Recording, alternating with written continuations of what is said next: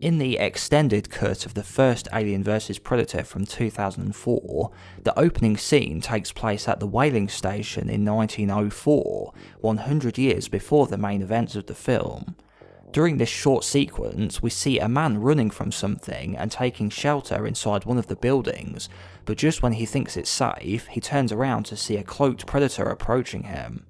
He falls over a support beam and lands on his back. As he scrambles to get away, we see the predator's iconic red laser sights pointing towards the man's face, and the picture shifts to a first-person view from the predator's perspective, moments before an alien appears and lunges forward. The last thing we see are the hunter's blades coming towards the screen, and the prologue ends there. All we see of this predator is one of his arms and nothing else. We don't see any other features or a biomask or anything else to identify him with. All we know is he is a YoungBlood from the last group to perform the blooding ritual. Could this Yaoja have gone on to become the wolf predator from the sequel AVPR? And this is him back when he was a YoungBlood, since the 1904 scene is what takes place before the events of AVP in the prologue, and then Wolf's mission is what takes place immediately after in the sequel Aliens vs Predator Requiem. Wolf was a battle-hardened Predator elite and undertook a cleanup mission to remove all evidence of a xenomorph infestation in the town of Gunnison after the stowaway Pred alien born from the Scar Predator made its way onto a scout ship and caused it to crash. Wolf landed on Earth and began his mission, killing many xenomorphs and humans and engaged the Pred alien, but was killed along with it when the US government dropped a nuke on the town. So there are a few pieces of evidence that support this theory and some that do not. The first thing we see that could suggest a link between the two Yaoja is inside of Wolf's lair on Yaoja Prime, we see he has a collection of biomasks on the wall with his other equipment. One of these masks next to the one he picks up looks to have the marking a YoungBlood would apply to it with the xenomorph blood, suggesting Wolf could be a member of the same clan and would have undertaken the ritual himself during his past. And since Wolf is the one who responds to the distress call, he must have at least some sort of affiliation with the clan from AVP1. Seeing as the biomask he actually uses in the film does not have the mark on it, but this other one in his collection does, it's likely a Yaoja will mark just the one mask they are wearing then and there during the ritual, which might even be their first biomask, and then this mask is then later worn only for the occasion when they are accompanying future YoungBloods on their trials. This would make sense, as we see the Ancient's mask he is wearing in the first movie does have the mark on it, but we never see any other Predators outside of the first AVP film with an acid mark on their masks, so it would look like this other mask could have been the one Wolf used when on his blooding ritual. A counterpoint to this theory though would be that Wolf has no acid mark on his forehead, like the isolated clan from AVP would do to themselves, suggesting he may not be an isolated clan member after all.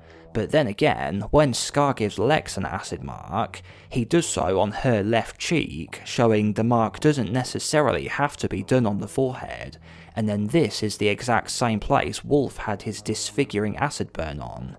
So perhaps Wolf did used to have an acid mark, but it was on his left cheek area before he got his acid burn, so it was there, but now it just can't be seen. Maybe in the AVP prologue where we see the YoungBlood slash at the alien, perhaps if this was Wolf, he may have already marked himself before this sequence takes place, but then when he slashes at the alien here, this could have sprayed its blood on him, giving him the burns over the same area he just marked himself on. Predators are known for having incredibly long lifespans, so 100 years would in no way be too long of a period of time for the Predator seen in 1904 to still be alive in 2004. This was most notably seen in Predator 2, where it was shown that the Elder possessed a flintlock dated from the year 1715, showing us that he was hundreds of years old. Also, in the video game Predator Concrete Jungle, the Scarface Predator was outcast from his clan for 100 years as punishment, and on his return he hadn't looked to have aged at all. And on the director's commentary from Alien vs Predator, Paul W.S. Anderson stated that the Predators lived for thousands of years. So the events of the prologue could certainly have taken place in Wolf's lifetime. But then on the other hand, if 100 years isn't very long in Predator years, say if 100 years to them is like 10 years to us, then if Wolf was a YoungBlood in 1904, then it wouldn't make sense for him to look as aged as he does in AVPR, so there is that too.